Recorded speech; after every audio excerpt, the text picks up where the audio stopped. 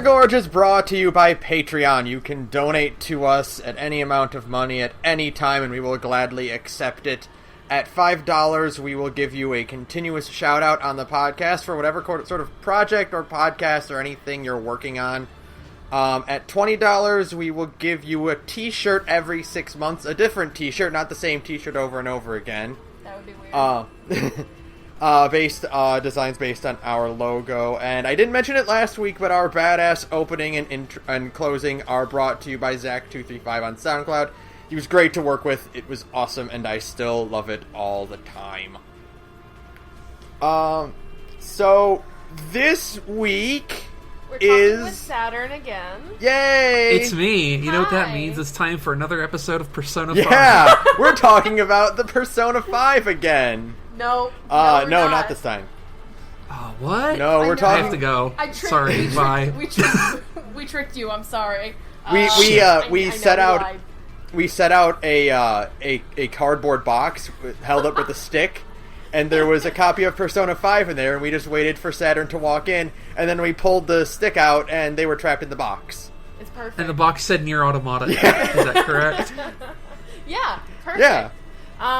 Because we're talking about NieR Automata tonight, and I have no 2017 idea. is a year for good-ass video Oh my games. God. I'll tell you Is what. it not? Like, damn. 2017 is on fire, and though in more ways than one. Because it's a total garbage fire, but at least video games are good to distract us from our misery. And I do think NieR Automata might be the best one so far. It's definitely up there. Oh my god. I mentioned this before to Sarah, but I guess I should air it for a point of the podcast. Like, of all the games I've played this year that would be, like, in the running for my game of the year, NieR Automata is the one that I played the least, like, time-wise, like, hours-wise, and I actually, honestly, probably had less fun with it than some other stuff, like Breath of the Wild, but it is still the thing that I am pretty sure is my game of the year 2017. So, here's the thing, in that I mentioned this to Sarah again, just like that, but here is my, like, ultimate one-sentence take about NieR Automata. Actually, two-sentence take of it, and this sums up my entire opinion of it. I don't think NieR Automata is my game of the year, but I'm really glad I played it. Yeah, that tracks. There's a weird sort of thing where it's not like, oh, I really, really enjoyed this game. It's, I'm glad I played this. Yeah, it's a game where, for a lot of reasons, like, there's some games that are more fun. Like, I think, let's say Breath of the Wild is a more fun game to play. But NieR Automata is, like, crafted in such a way that even if you, like, go through it and it's not, like, a game you're aching to replay, it still sticks with you. Yeah. Because I think it's a game that's, like, crafted less in mind of being fun, even though it's very fun. Like, it's a combat game developed by Platinum, for fuck's sake. Finally, thank God.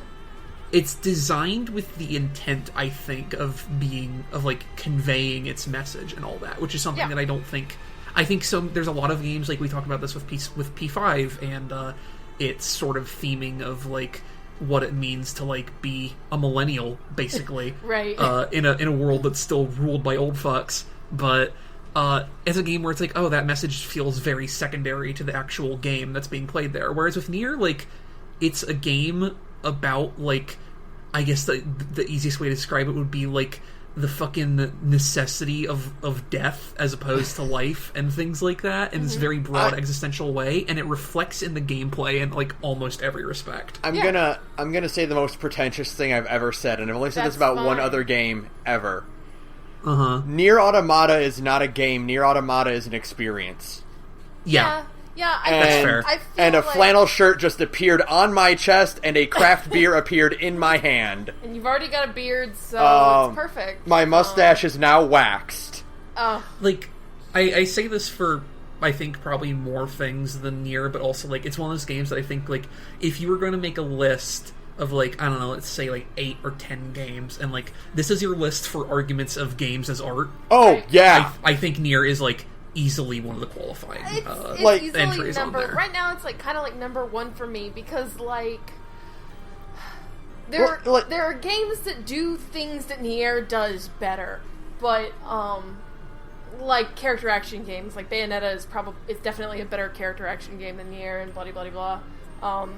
But it all kind of coalesces together very well because it's made up of a bunch of parts, but all of these parts function together incredibly well. Even the the shoot 'em up parts, like the hacking sections that I initially hated and I'm still kind of iffy about.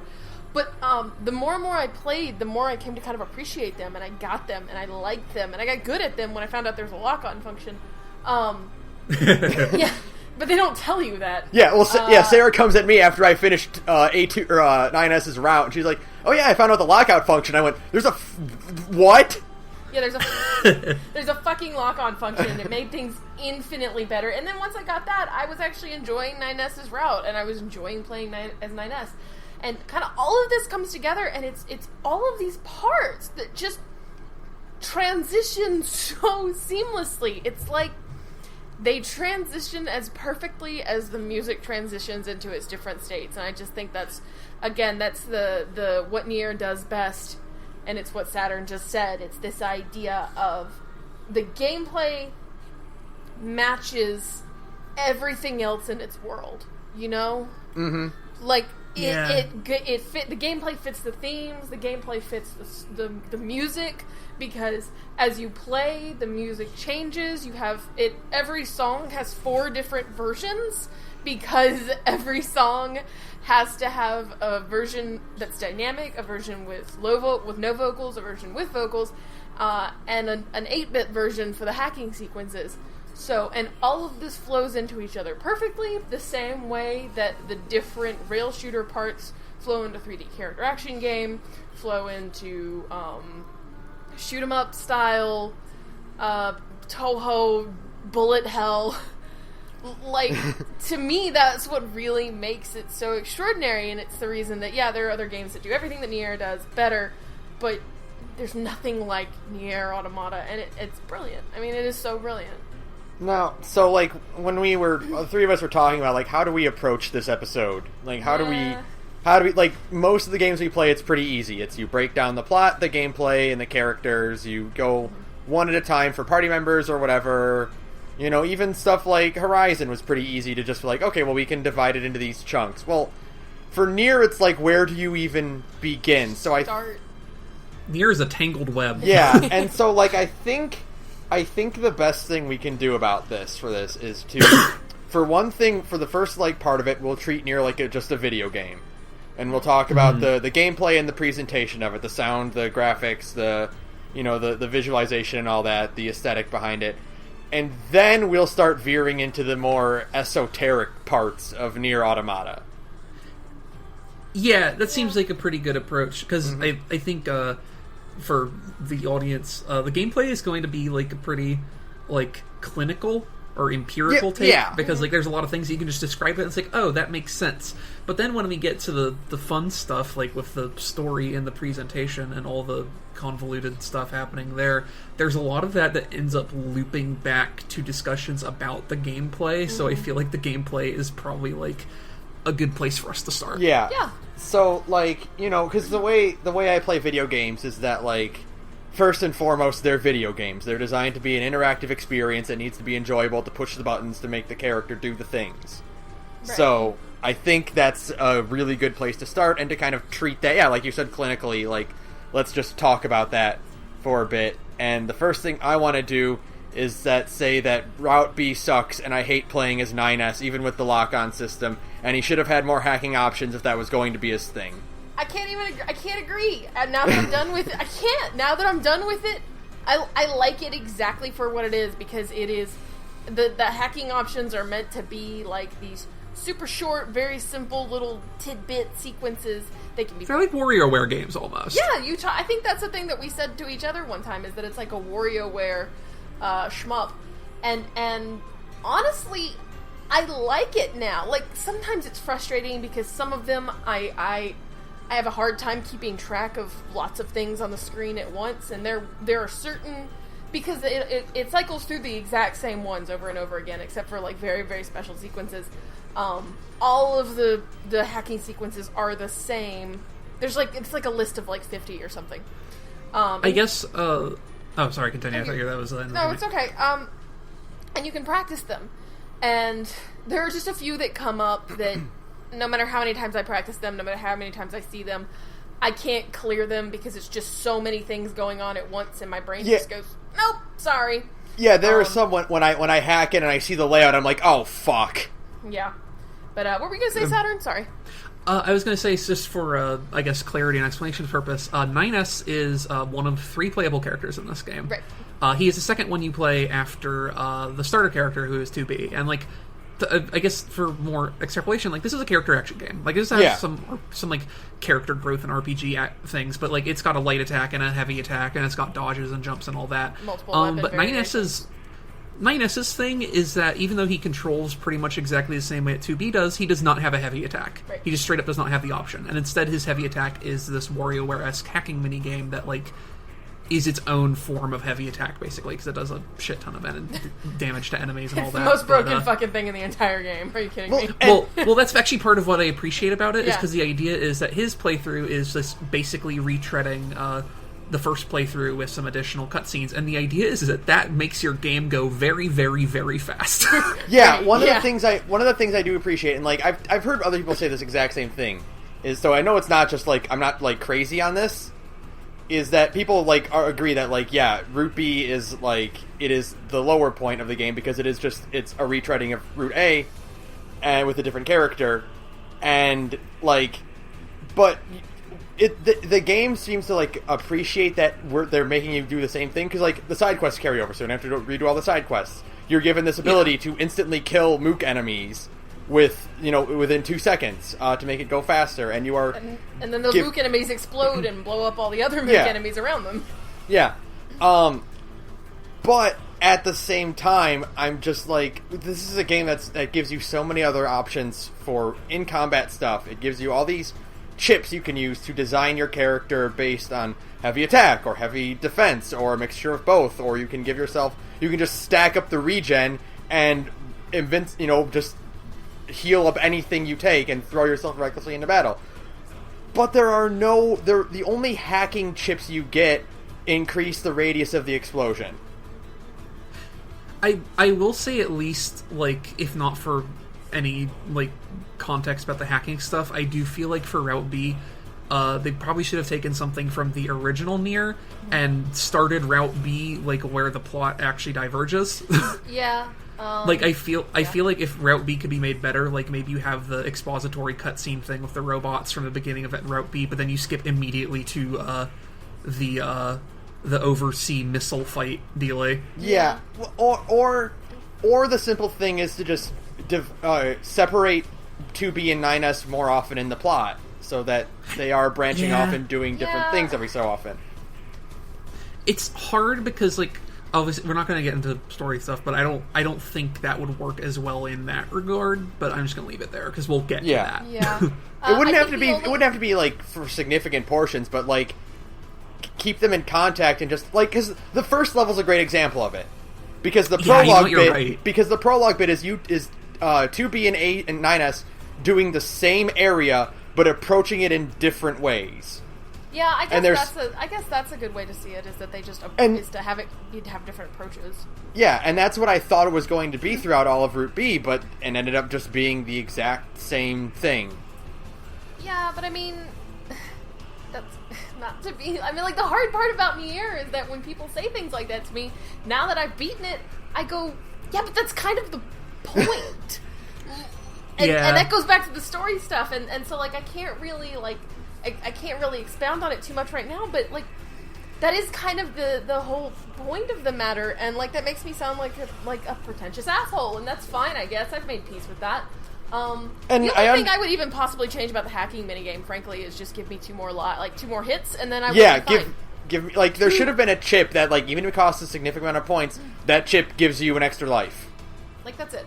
Yeah. Yeah, that would have definitely been a good Band-Aid solution to that. Just because some of the really, really complex ones, at least, and again, maybe I'm just really bad at these games. This is literally, I've literally never played a bullet hell game in my entire life before I played NieR. And I'm sure these are, like, baby mode bullet hells. Mm-hmm. And, like, shmup fans are like, oh my god, you cowards. But this is literally my first exposure to the genre, and so, like, it was just not a thing I was really used to or comfortable with, and I can't keep track of all these moving parts on the screen at the same time, and, you know, as I got better, I got it, and I kind of understand the fun of it now. In my experience with it, I never had a whole lot of problems with it as someone who, like, also doesn't play shmups ever, but there were, like, a few of the longer story-related ones where I'm shocked they didn't append an extra life or two on there because they're, like, 3 times longer than a normal hack and game. Oh my god, are you kidding me? Like the fucking Soul Box in 9S's route? I believe that was the one I specifically had difficulty with, yes. I have, like, war flashbacks when I think about it. It took me, like, 12 tries, because it was, like, it's lined with those fucking orange boxes that you can't touch. So, like, if I would accidentally bump one while coming around a corner, I would just have to, like, let myself die in order to expedite the process. So. Yeah. But God, what else? That all being said, again, treating this clinically is just the thing, is, like I said, like, this is probably baby easy mode bullet hell, and we're just wimps and cowards about it. But I really do appreciate that this game is a character action game, and those are notorious for being hard, but they made it really easy by giving every enemy attack a super telegraph before they attacked.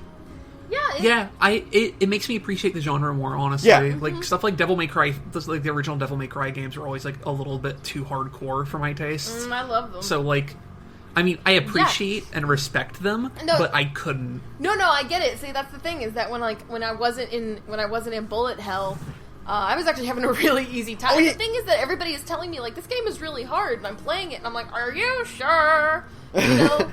Yeah, it's kind of like the Senua's Sacrifice dealie, where there's, like, this mechanic where you're like, oh man, death is really punishing, so I should watch out. But the thing is, like, you're not going to encounter that mechanic hardly at all, because, like, with few exceptions, the game generally doesn't push you too hard to, like, do crazy frame-perfect maneuvers or anything like that. Right. The dodge window is super generous. Yeah, it is. And you can dodge at any time. And like, a lot of those dodge frames, you are completely invincible, which is it's not like a fucking actual dodge. It's literally you're temporarily invincible and also slow down time. And can also do cool counter hits if you have the right chips. And like they give you so many tools to just make a mockery of the enemies in this game. And almost every single enemy, all of the machines at least, their eyes glow bright red. Yeah. And then you have an entire second to press the dodge button. Oh, yeah, and, like, once you realize that once you realize how effective the dodge in this game actually is, like, it just becomes easy mode. You know, I mean, it's just the simplest thing. Well, the game gives you, like, almost right away, I found a chip that gave me invincibility after an attack for 2 seconds! Yeah. So, yeah. Yeah. And so, like, this is a game that, like, this is a game that, again, I feel like this was designed intentionally, that Yoko Taro designed it this way. Yes, I agree completely. And he designed it this way to keep you going. Right. To ensure that it's not hand-holding, but it's very much like, we're going to get, like, even if you aren't a fan of character action, you'll be able to, you can give your character the chips and the upgrades you need to get through this, no matter what. Yeah. It's weird because, like, the game has, like, a difficulty option thing, but I'm not even sure it needed it. Because the chips are, like, a completely self-regulating difficulty option. The chips are your difficulty If you want a hard mode, just don't fucking put any chips on. Yeah. Like, just straight up. It reminds me a lot of, like, again, Persona. The Persona 4 The Golden had the best, where you designed your hard mode. Yeah. Yeah. You picked, okay, well, I'm going to earn less experience and less money, and my attacks will do less damage, and I will take more damage. Or, you know, you're like, well, I need some cash for some weapons, so I'll just jack the money up, and I'll earn tons of money for a little bit, and then I'll turn it off. And that game is still a fucking cakewalk, even on the hardest Yeah, well, mode, but whatever. Sarah, Sarah, I think that's also because you and I have beaten Persona 4 like a million times to the point where we know it. Yeah, you're right. Yeah. But I will say, actually, on chips, since we're still talking about them, this was talked up a lot before the game came out.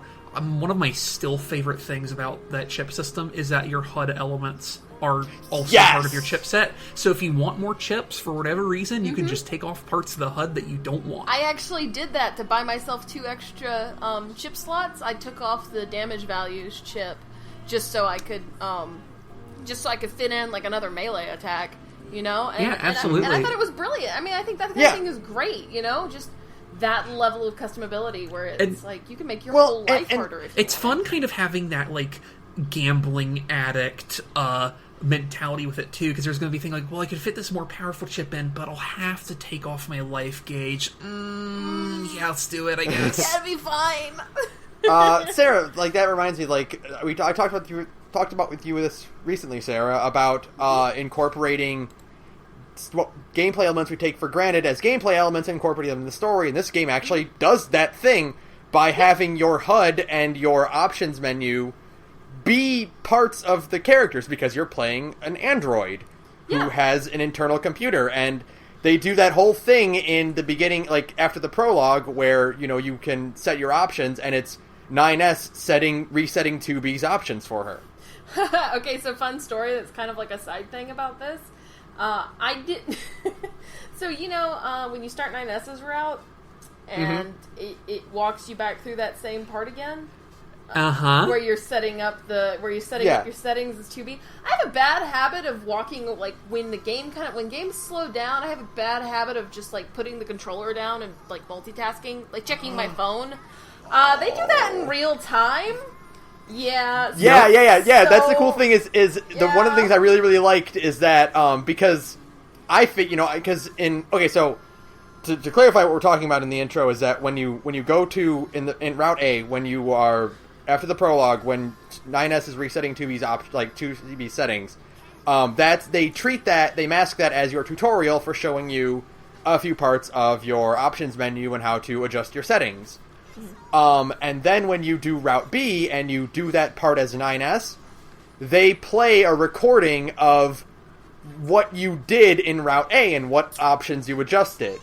And my recording sat there for a good 5 minutes at one port because I had gotten distracted on my phone. And so the game was like, you are going to sit here for 5 minutes because you are an easily distracted little bitch. And I was like, that's fair. I wasn't even mad. I was like impressed. I was like, thank you, Taro. Similarly, one of my favorite things is how one of your chips is literally just your System 32, and you can remove it and just gives you an instant game over. It gives you a non-standard game over joke ending, which was great.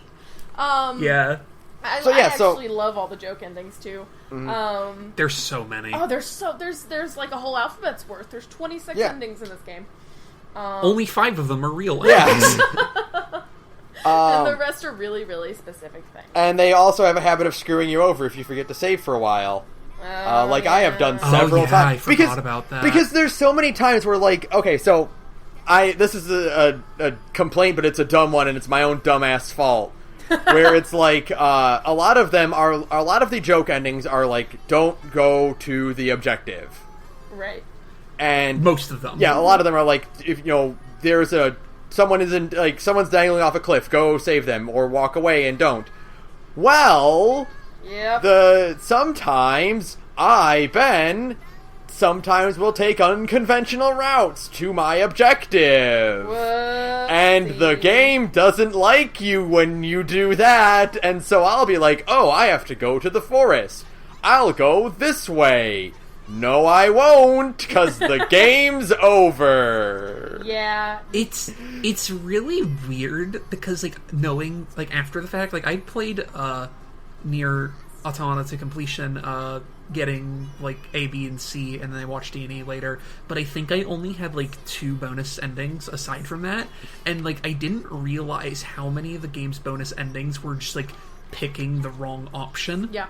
Because there are so many where I'm like, oh man, is this actually a branching story path, or does it actually count for this? And it's like, oh god, no, it just veers off into a bad ending. That's hilarious. It's amazing. The only non-standard game over ending that like actually made me angry, and it was again just because I'm a dumbass. I got the mackerel ending where you eat the fish and you die instantly. And I had saved in like 45 minutes, and I was like, I need to have a break. Well, I had a similar experience with the mackerel ending. Yeah. I took a week-long break from it because I got a joke ending and hadn't saved for an hour and a half in Route C. Oh, you poor soul. So I'm like, you know what? I don't want to do all that again. I am done with this for now. Which joke ending was it, by the way? It was the one where you don't immediately go to where 2B is when you crash land as 9S. Okay. Yeah. See, the one that almost got me, which I'm very lucky it didn't, is that there was almost a moment where I was considering having A2 kill Pascal when she first meets him to stay in character, and I decided against it. That's ending Z, actually. It's like the final proper joke ending of the game is ending Z. I almost got that one, but then I didn't, and saved myself a lot of heartache. Oh my god. Yeah. But no, one more note about this, and I think it's really worth mentioning, is that, Sarah, you mentioned it earlier, but the constant and seamless switch of gameplay styles in this game is great. It's stellar. You go from a shmup to a robot, twin stick shooter to a straight up character action game to a top down character action game to a side scrolling character. Dude, the going to the forest castle, like when you're in the forest castle and it turns entirely into a 2D platformer, is the best. It's the best. It was so unexpected because I was like, here comes the castle, and that'll be a cool thing to explore. And then the camera swings around, and suddenly you're in a 2D platformer. And not only is it a perfect 2D platformer, but there are sequences when you're walking or where it'll switch back to 3D when you're in the stairwells or in the library. And if you look at the map still perfectly corresponds to everything. It's so subtly brilliant. You know what it felt like? My favorite... Oh, go ahead, Sarah. Oh, sorry. Go ahead, Sarah. My favorite example of this, and the one that I always think about, is in the carnival area. Yes. There's this one part where it's like, oh, there's a little one of those spinny rocket ship rides, and you have to jump on that to get to the next area. So you start at the bottom. So you start in your free camera, and you jump on the bottom car, and it switches you to side scroller view, and it does this spiral track around the ride as you jump up it, and then takes you back to free camera once you're at the end, and it feels so good. Yeah, it feels so good because the game has, and thank God for it. The game has very, very subtle, when you're in 2D platform mode, if you're kind of right at the edge of a ledge, the game will kind of nudge you into the ledge so that you don't just whiff the landing, It's a little, and it's a little small subtle thing, but if you just miss it, you can kind of feel the character pull back into the box, I guess, around that platform. And I just think that's a little brilliant detail because it makes it a little bit more doable, or a little bit more not so unforgiving if you are oh god, the gameplay switch, fucking shit. And it's those little tiny quality of life things, the glowing ring around your playable character that lets you know where they are when you are in a top-down perspective, because it's if you're in a dark environment in a character in all black with only white hair, you're going to lose them. It can be tough. You're going to lose them. So you have the little glowing ring, and that's oh, that's where I am. And it's these little teeny tiny quality of life things that are what make it so seamless. I want to just mention one more thing about the castle, because I don't want to lose this because I think it's great. The whole section with the forest castle where it goes in that 2D mode, the way that the camera is stationary and only transition shifts to a new area like that, I don't know why, because I don't remember playing any game that specifically does this, but it felt like a DOS game at that moment. Yeah, I get that. Or an old, a game you played when you were a kid. It just kind of had a weird nostalgic feel. Yeah, I don't know what it was exactly about it, because again, I can't think of any examples of it off the top of my head, but playing that with that aesthetic, with that castle, old, mossy castle aesthetic, and the way the camera is positioned and the way it's laid out like that, it just felt like really, really old school DOS style, and it stuck out with me, and it just further leads to the weird esoteric nature of this whole fucking game. Yeah. I remember this stuff didn't happen as artfully in the original NieR, but it still had a lot of, like, hey, here's a scene with forced perspective and this, that, and the other thing. Mm-hmm. And when it came out that there was a second NieR game being made, and there was some interview where someone asked him about all the shmup sequences and weird forced perspective sequences and the text adventures in the original NieR, and Yoko Taro's response was, these pissed people off a lot, so I'm going to put twice as many in the new game. I was very excited. I heard a similar, like, interview answer, and it kind of just is, like, exactly why I like this director so much now, and why I want to go back and, like, play everything, even though that I know that pretty much everything before Automata is a lot weaker to, like, play, even though the stories are fine, except for Drakengard 2.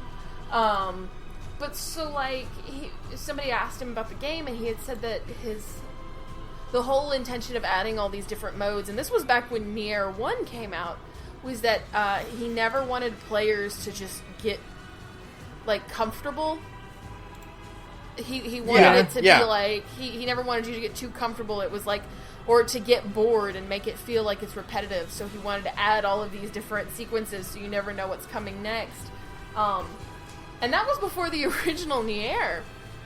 And it just translates even more perfectly in Automata, or Automata, however the fuck you say it. And it's hey, before we continue, can we make a mark of the timestamp here, because I need to, like, use the restroom incredibly badly. Yeah, sure. We won't stop the audio. All right, don't pause. Yeah, I'm just gonna mute my mic first. Okay. All right. Okay. So any Automata or Automata? I don't know. I don't think there's a correct answer, and if you try and tell me there is, I'm going to tell you to go fuck yourself. Like, the thing is, like, even if we hear Yoko Taro say it, like, he would say it in Japanese accent, so, like, it's still... I don't even know! There's one more final point I wanted to make on gameplay before we switched over to presentation. And it is that if you want another game that also goes bonkers with different gameplay styles and constantly switching up how you play the game for you is Earthworm Jim 2. God. I'm not even joking. Sure. Alright. Almost every level of Earthworm Jim 2 plays completely different from the previous. You know what? Earthworm Jim 2 has a shmup section in it. God. One of the levels is a shmup. I would kindly advise your listeners to be nice to themselves and play something a bit more current and better, but hey, whatever floats your boat. Hey, Earthworm Jim 2 is a good game!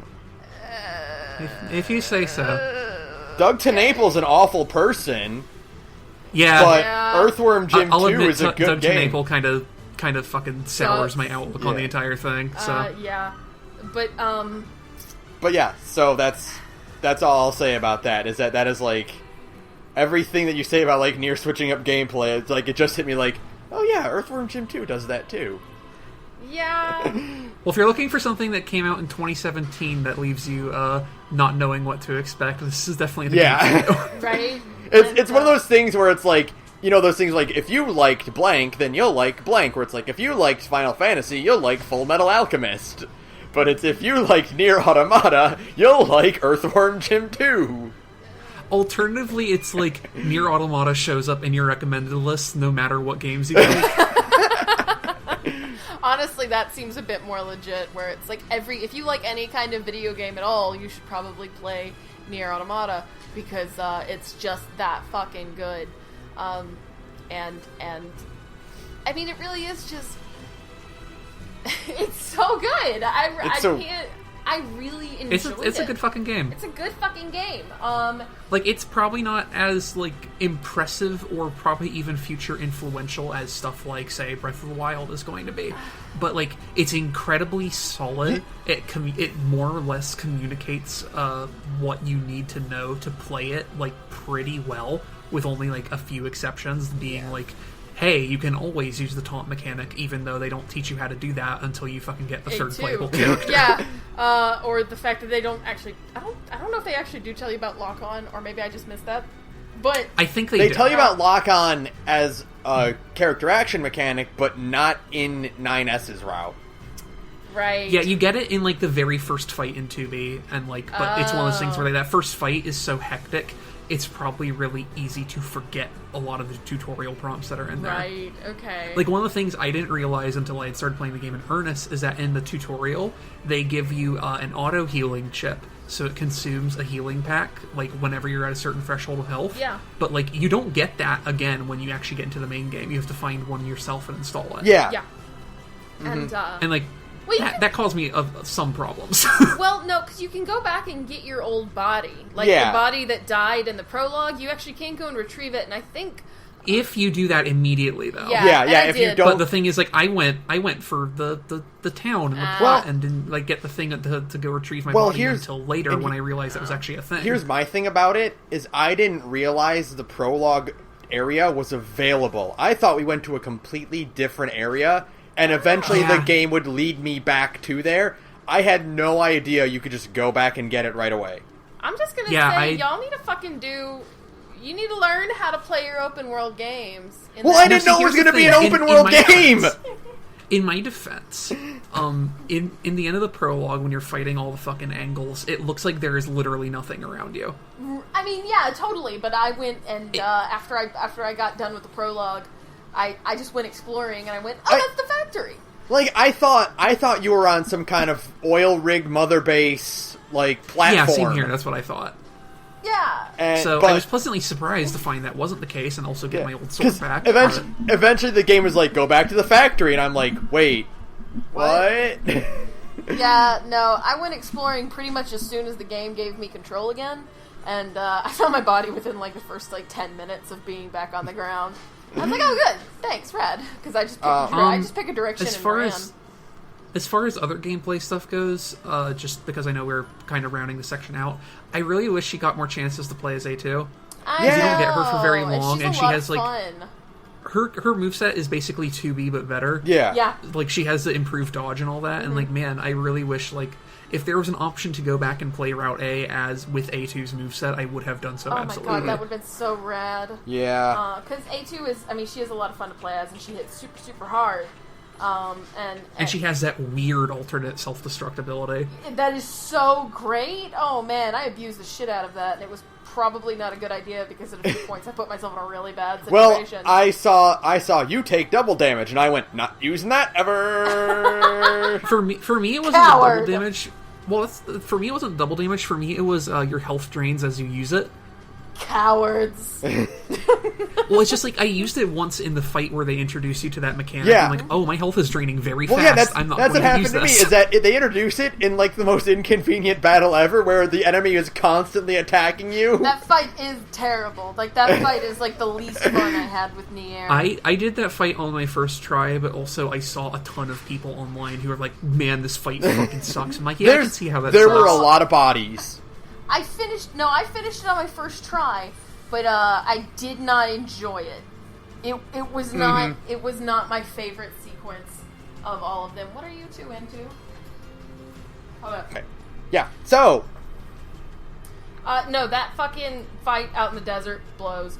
I did it in one attempt. It just wasn't fun because the camera is not good for trying to aim your pod to shoot at it when it's in the air.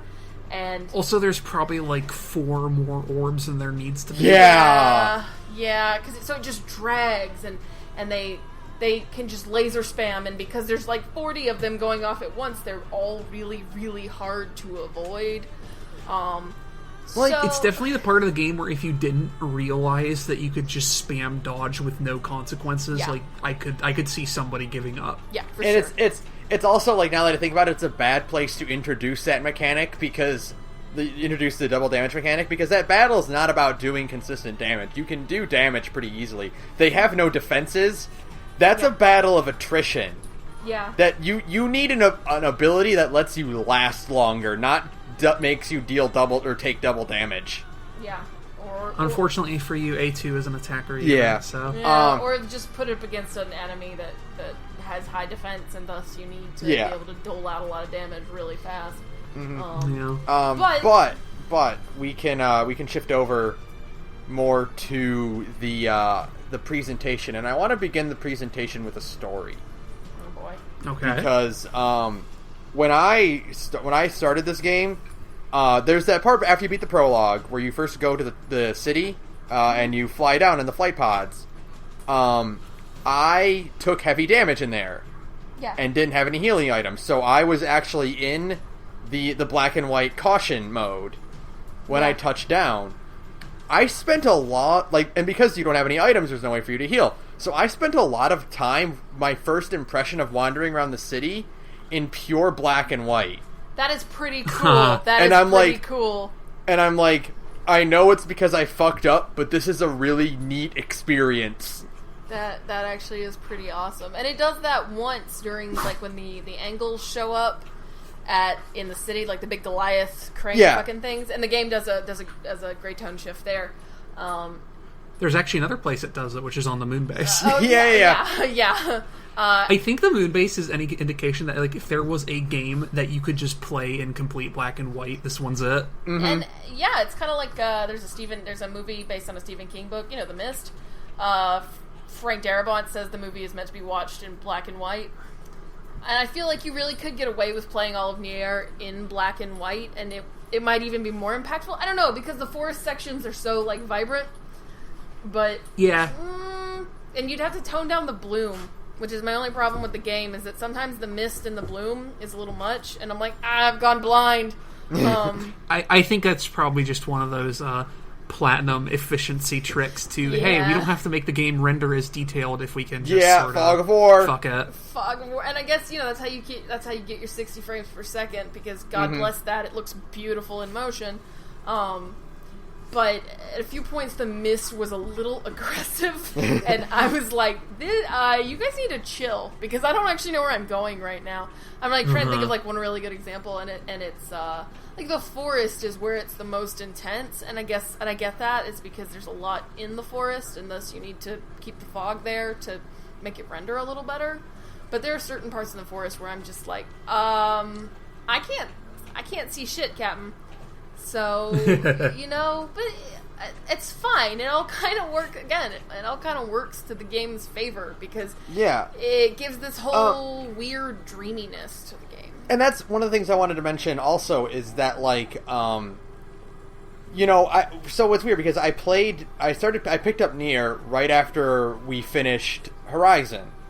Right. And I think you and I can still both agree that Horizon, even with as beautiful as NieR is, Horizon still has the best post-apocalyptic world ever.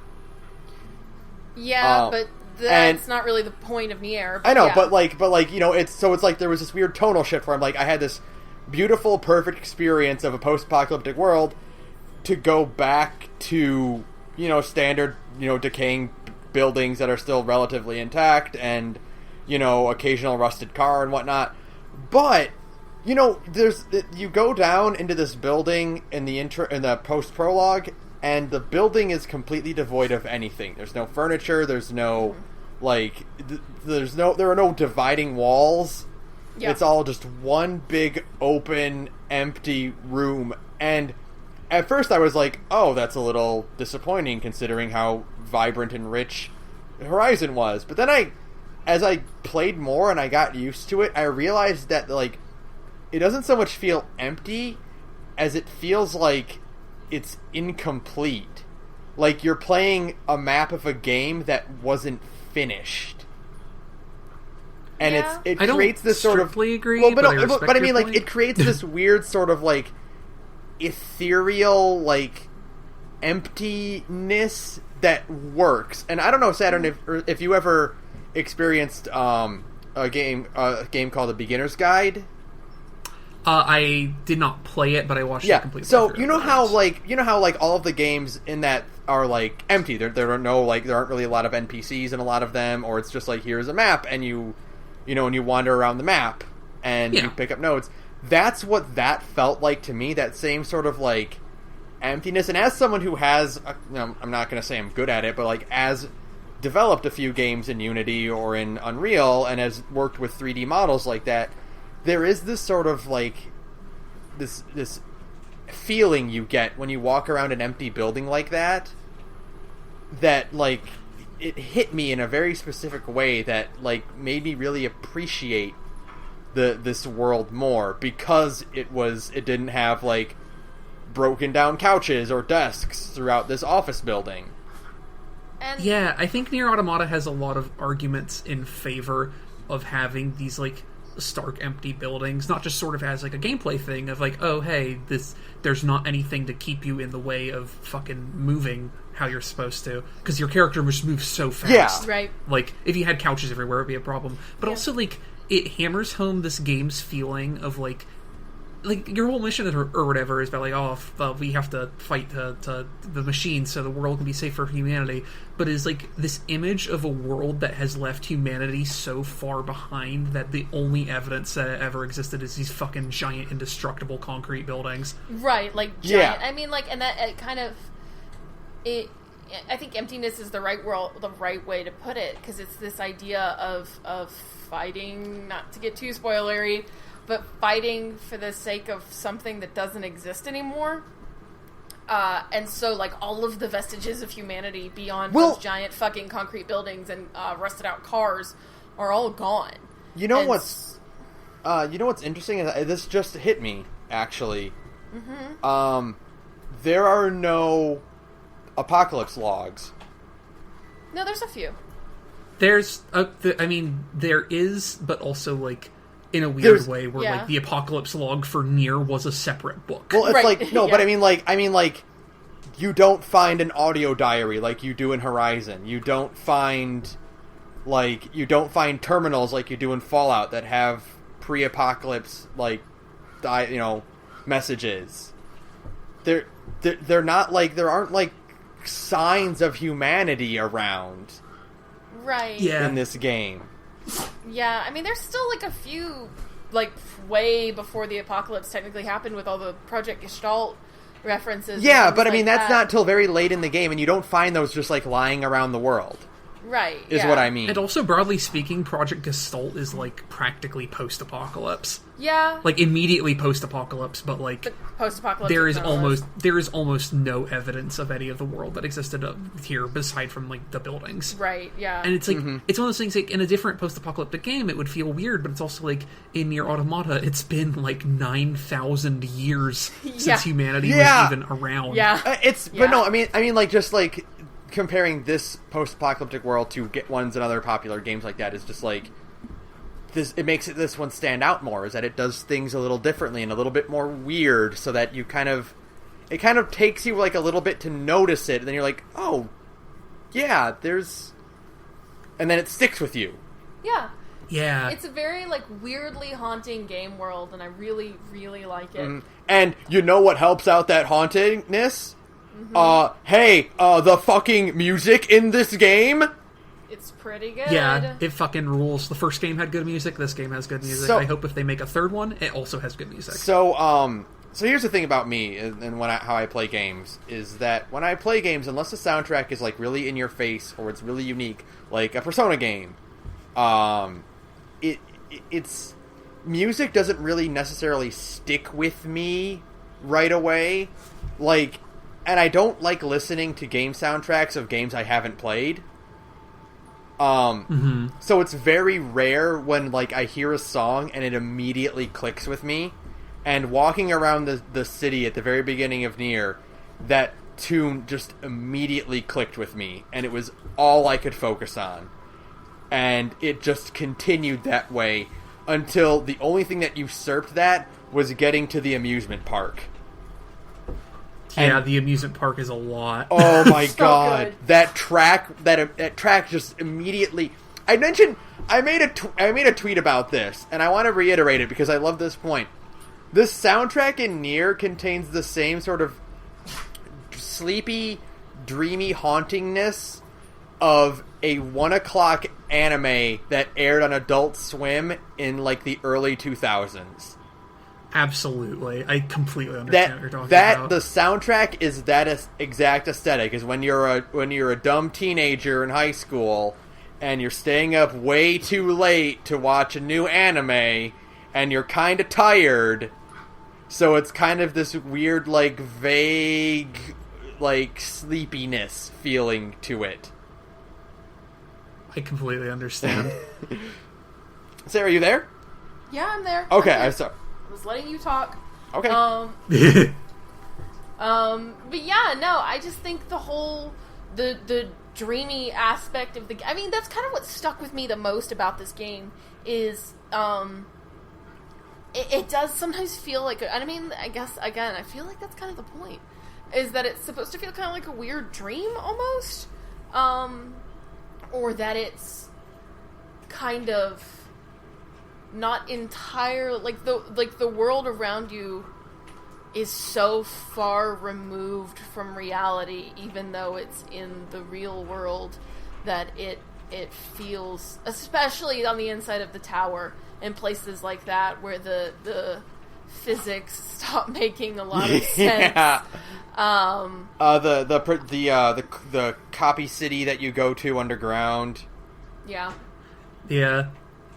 I will say, since we were talking about sort of the dreamy post-apocalyptic vibes, like, it is a game that very successfully, I think, communicates the feeling of being in a world that has died. Yeah, for yes. sure. Like, compared to, like, a lot of, like, the standard, like, oh, post-apocalyptic, let's break a window and spray some upset graffiti and break a few right. cars, and it's like, whatever.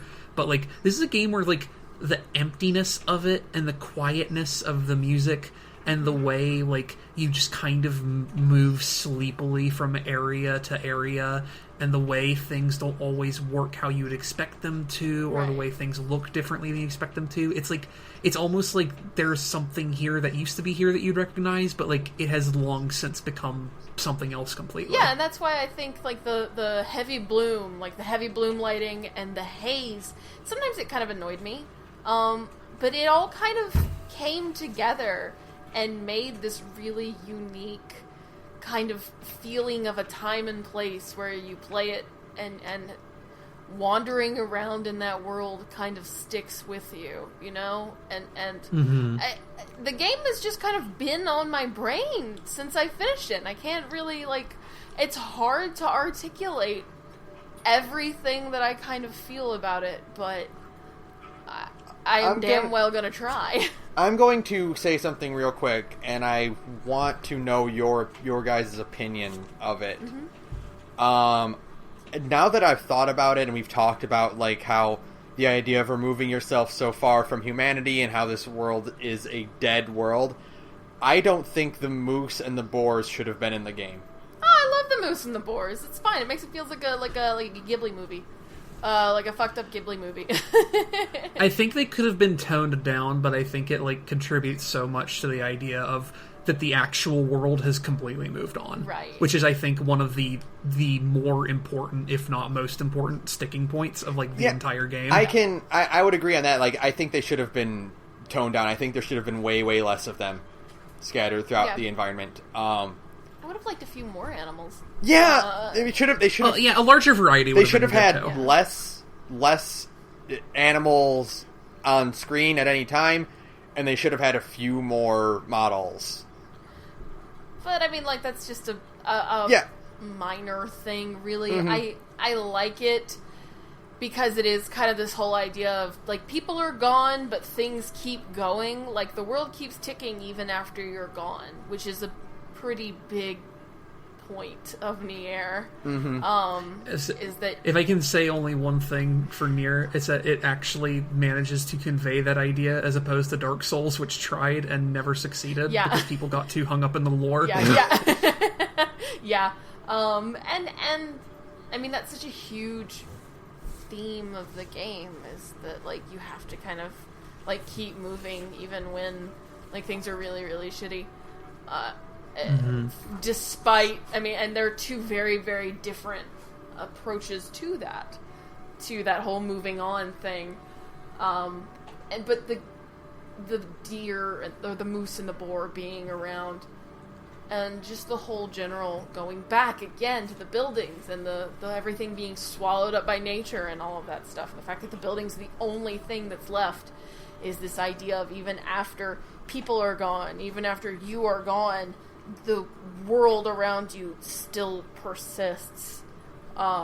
Is really, really... I mean, like, this game does an incredible job of getting all of its themes out just by how it's being played. Mm-hmm. And how it's being presented. And I just think...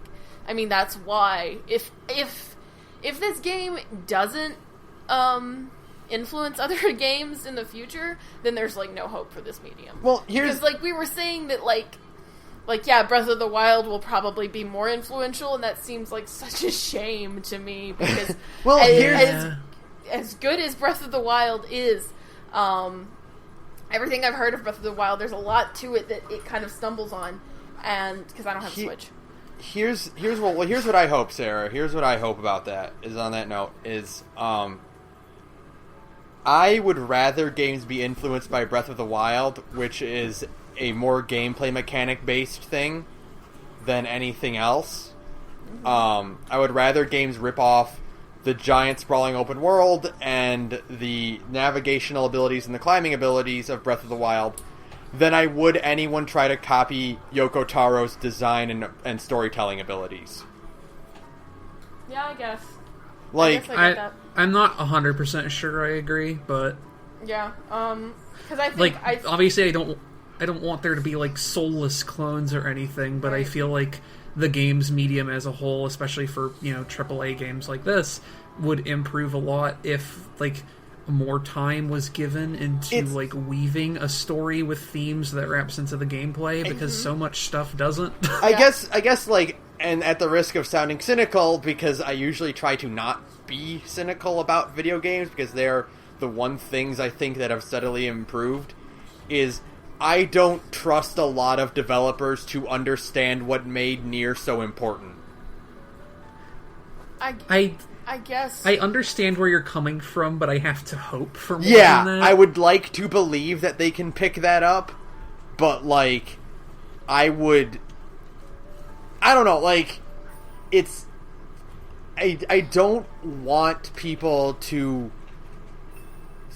I don't want people to try to copy this. I want them to be inspired by it, is the way I'll put it. I mean, yeah, for sure. Like, but still the idea that, like, these giant-ass open-world games, like, yeah, sure, fine, but most of them are functionally empty. Like, I'm not really enjoyed Horizon, but Horizon did it very well because Horizon is not nearly as big as Breath of the Wild. A ton of these worlds are basically just empty. They have nothing going on in them.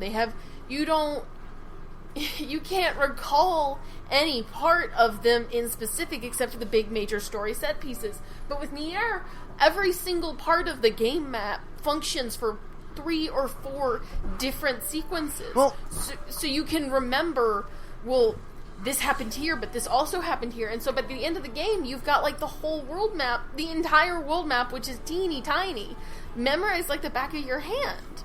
And I think that's a way better approach to the open world game. I don't even know if I would consider NieR necessarily an open world game. I think it has a very big map, but, like, it's not a game that really encourages you to explore and discover things. It's just a big area that's all interconnected. Like, kind of the same way you wouldn't really consider Dark Souls to be an open world game, even though it is just one giant open map. Right. Like, this is... I don't even know what you would consider I want NieR. to agree with you. But, like, my problem with the argument in general, not, like, there's a specific problem with you, is that there's nothing I hate more than open world games being about quote-unquote exploration. Like, there's so little, like, it has never worked even once in my humble onion, that if this if this show had a larger listening, I would get blown up on Twitter over. Right. But luckily for me, it's a thing my friends make, so I can say these kinds of opinions without worrying about backlash. But it's like, I guess to qualify what I'm saying here, it's like, think about stuff like Fallout 3 or even Fallout 4, or hell, Skyrim to a lesser extent, because Skyrim actually like is okay and large enough to make it matter. But fuck, if you've discovered everything in Fallout 4, there is no longer a reason to go back and play that game, right? Because that's all they're like. It is to an extent that the actual fun of playing the game is substituted for giving people like things to discover and find out.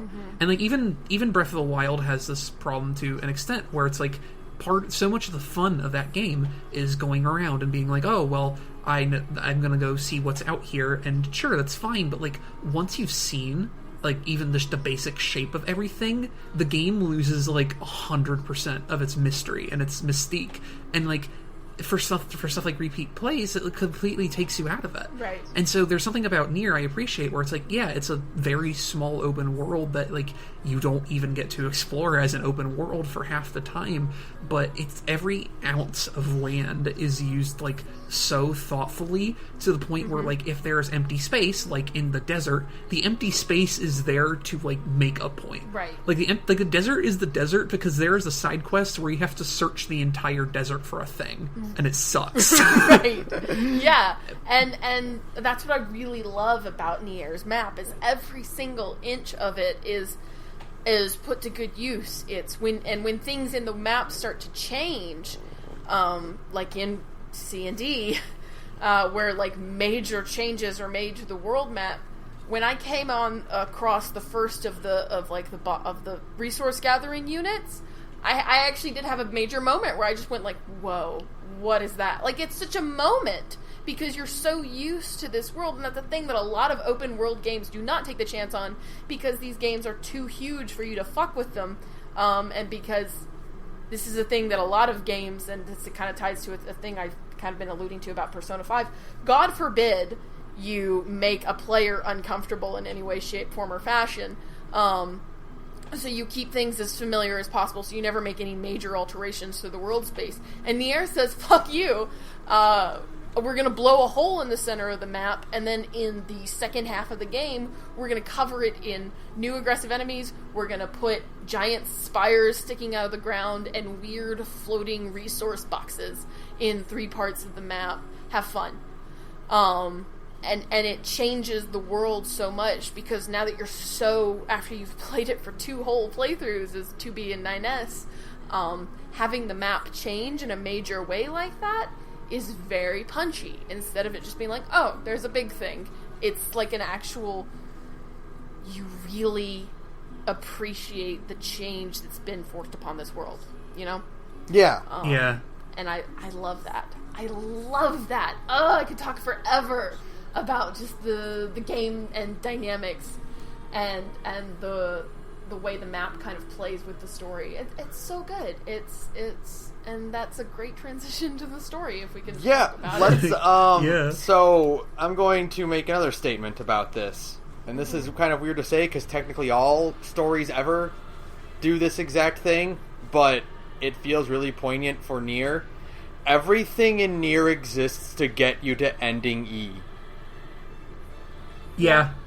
Yeah. And, like, yeah, obviously in all stories, they exist to get you to the end, but, like, what happens in ending E is the ultimate culmination of everything that not 2B, 9S, and A2 did, but you, the player, did.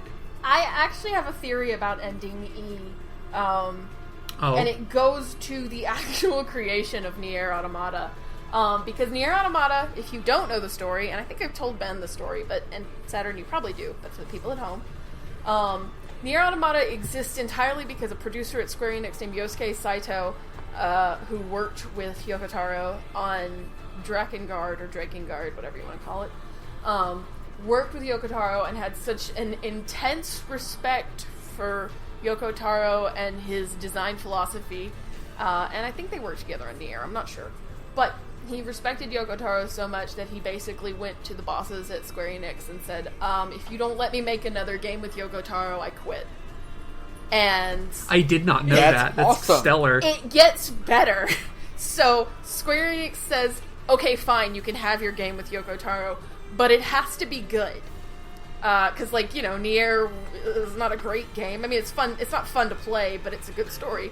NieR is like Pathologic in that it is aesthetically significant, but it sucks to play. It sucks to play. Well, you can also say that about Drakengard, like, exactly. to a point. Exactly. And to a point, let's be honest with ourselves here. I'm going to say this right now. Drakengard 3 is a character action game that's locked 30. So, there you go. But the point is that, so he, you know, they said, fine, but it's got to be good, because, you know, Drakengard is not a good game, and NieR is not fun to play. And so they went, okay, fine, and they kind of shopped around to different studios, and Platinum, the whole reason Platinum even jumped on it to begin with is because a ton of people at Platinum, including Hideki Kamiya, are huge fans of Yoko Taro. Good. So, that makes me incredibly happy. So I have this theory that if Kavya hadn't gone under, and if Automata had been made by a different company under different circumstances and told kind of a similar story, I don't think we would have gotten Ending E.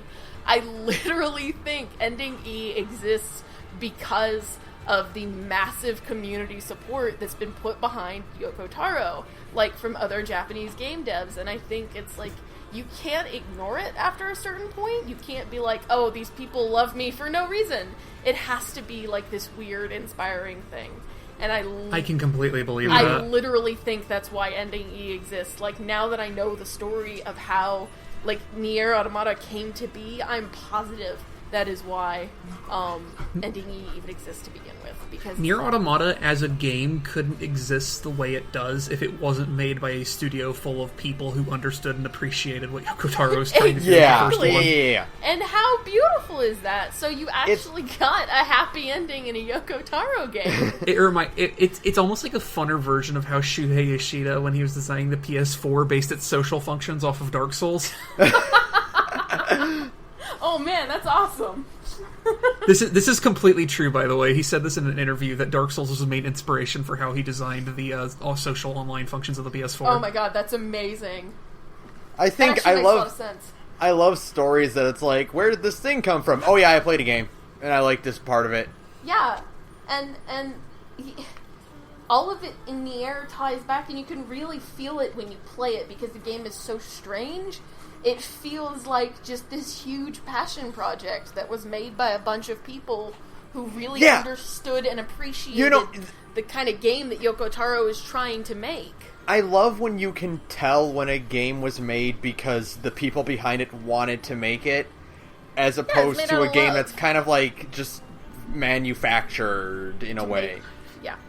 Yeah, I've been playing a lot of Destiny 2 recently, and hey, that game plays well and all, but man, oh man, you can tell in some parts that is, like, right off the Activision pipeline. Mm-hmm. Oh, yeah. Like, just, like, story about nothing, inability to follow through with certain concepts, and it's like, oh man, it's so polished and fun to play, except for the part where, like, very little actual detail was put into, like, the execution of the themes or story, or if there even are any. Right. And then you compare that to NieR Automata, which is, like, I would, like, you can call it a masterpiece, you can call it not that, but it's a thing where, like, every single part of the game exists in service of the actual intent. Yeah. Like, the core intent, which is Ending E and its related themes. And that's, like, the ultimate point, is that, like, you know, like, this game just feels like such a passion project, and part of that is because Platinum is behind it, and all Platinum does is passion projects. Right. You know, like, that's their whole thing is, hey, we want to make a game that won't sell a lot. We want to make it really cool. We'll call Platinum, and they will make a game based on Legend of Korra or Ninja Turtles, and it might not sell well, but it'll be pretty fun. It'd be pretty good. And be pretty fun, and they'll make it cheap. Yeah. and so yeah, like, that's my general theory behind Ending E. And now, like we said, like I said, like, everything kind of is in service of Ending E, and that's, like, it's really hard to talk about this game without tying everything about the story to Ending E, because of how important it is, and how it, like, everything connects to it. All of 9S's development as a character, because really, like, let's be honest, Route A and Route B are prologues to Route C, and like Route C is the actual game, and you don't start playing the actual NieR Automata until you're like 30 hours in. Yeah, you don't start getting like answers and shit. This game is like unspoilable, but not in the way that like Metal Gear or Kingdom Hearts are, where it's just so complicated that like if you could say a spoiler and like you'd have literally no context for it. Like, this game is unspoilable in the respect that you can say a spoiler and like the person will not be able to make the logical conclusion as to how that spoiler arrives until they're at it. That's the JoJo problem, is that you can say anything that happens in JoJo, it's because it's not a spoiler, because no one will know why that thing happens. Yeah. So that's the thing, is that like especially for Route A and B, where it's like you can say anything that happens in Route A and B, it's not a spoiler, because it doesn't become important or give context until C. Yeah. And I mean, I think that's even what Saturn told me when I was going through Route A, and I hit the city underneath the crater, and I messaged you. I was like, "What the fuck am I looking at?" And I believe my response was, "I hope you like not knowing what this means for about 20 more hours." Yeah, that's exactly what it was. And, like, that's why it's so great. You can be like, there's a giant manufactured city underneath a crater in this game. And, okay, sure. Well, why? You find out that the alien race that the intro of the game says is the primary villains, you find out they're dead, like, 10 hours in. Right. And the game's like, oh, they're dead. Oh. Alright. And it's foreshadowing for the other twist, which is that humanity has also been dead for several thousand years. Which is the real twist. And it's the real reason, now that I can finally talk about this, since we're kind of in story section, it is the real reason why, like, all the buildings are empty. It's the reason why the world is so weird. Yeah. It's because this is a world that has completely and totally left humanity behind, because humanity left it behind, and it exists as these weird hollow shells, the buildings do, and the rusted out cars, because the things that inhabit the world right now are facsimiles of humanity that are also weird and hollowed out. The androids and the robots are also trying to be human, that's their whole point, and they keep failing. And so they're these weird pseudo-empty shells that are like the world. It's like, there's a good stark difference between the androids look like humans, right? Mm-hmm. But they are very clinical, and they are very mission-oriented, and the weird spouts of, like, emotion you get from them are treated mostly as jokes or as oddities. Like, 9S has a whole thing where he's like, 21O is acting weird because she's being affectionate. And then you contrast that with the machines, who are, like, very much, like, well, the peaceful ones, Pascal's Village, are very human-like, and they treat others as siblings, and they talk about families, and they are confused when their baby king doesn't grow up, because it should grow up, because it's a baby.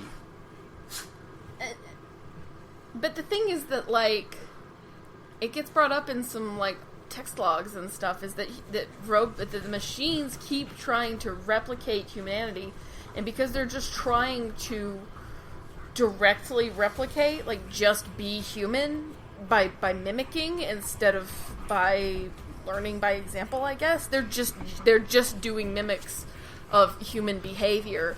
That's why they fail every single time, because and like they really are, it's all just pantomime, and it's really interesting. Like, they have these emotional connections to things, but they're literally pantomiming, like, human behavior. Like, it's all a puppet show.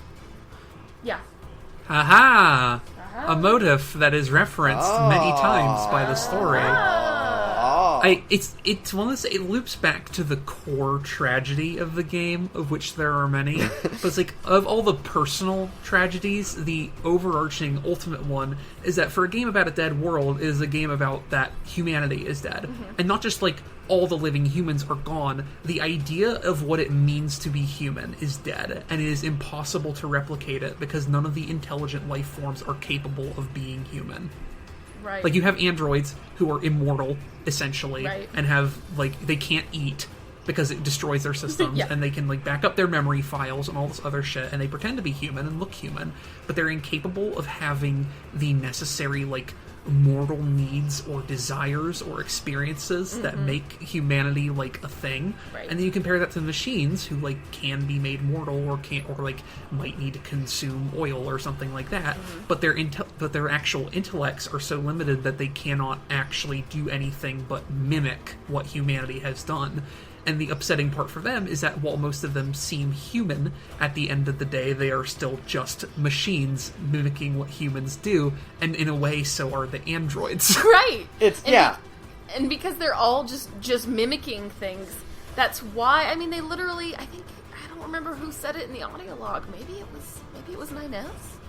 But literally, so like at one point there's like a text log that says something like, if a machine ruler is an authoritarian and that authoritarian rule doesn't work out, they will keep trying to be an authoritarian ruler over and over and over again, ad infinitum, until somebody puts them out of their misery, because it's the only thing. They can't think beyond that scope. And that's why the machines fail. And then the androids fail because they're designed to fail. Yeah. It's so fucked up.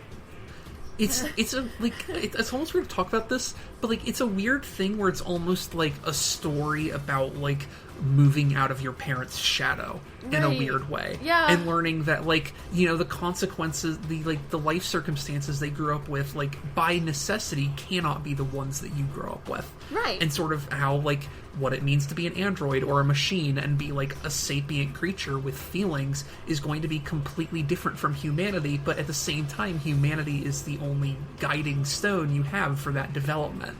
And so much of the tragedy in the game is based on, like, well, this is how the humans did it, but since they're not humans, it just doesn't work, and everything goes bad, and it's horrible. And, like, you know, and it's what you mentioned earlier, Sarah, about why when I was complaining about playing as 9S, and you mentioned that it's part of the theme, and yeah, the theme of the story of this whole story is constant repetition.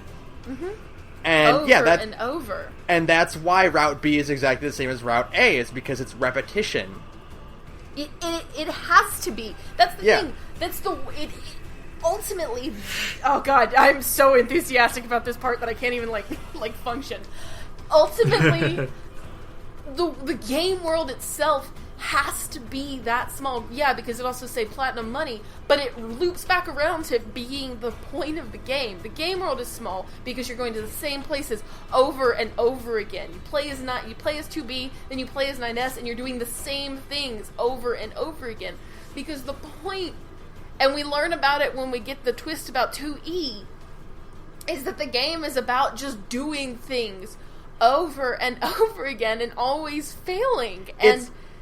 And nothing ever changes, and it's amazing. This game, and again, this ties into Route E, into ending E so perfectly. This game is about the exhaustion and frustration that comes with repetition. Yeah. Not just about repetition in general, but about okay, so the twist is 2B is constantly tasked with killing 9S so that in case he uncovers information about Yorha. And we see how that drains on her, because immediately, at the end of Route A, when 2B gets totally emotional about the death of 9S, and she says, "Why does this keep happening?" Mm-hmm. And it's kind of weird because it only happened twice, but you could treat it as just 2B getting emotional about this until you learn the twist, and it all ties in together perfectly. Yeah. And the fun twist and implication that this more or less exact story has already happened several times before. Just over with and varying over. with varying circumstances. And there's fun details you can pick up on this too, like early on, especially with the 2E twist and how 9S knew about it the entire time, which is how he talks about like, oh, I don't usually get partners because I'm a scout, but it's going to be fun to work together and all, but I mean, I'm not used to this. But then he also has dialogue not that far after about how people usually call him Nines. Yeah. Like, who calls him Nines? Who would call him Nines but 2B?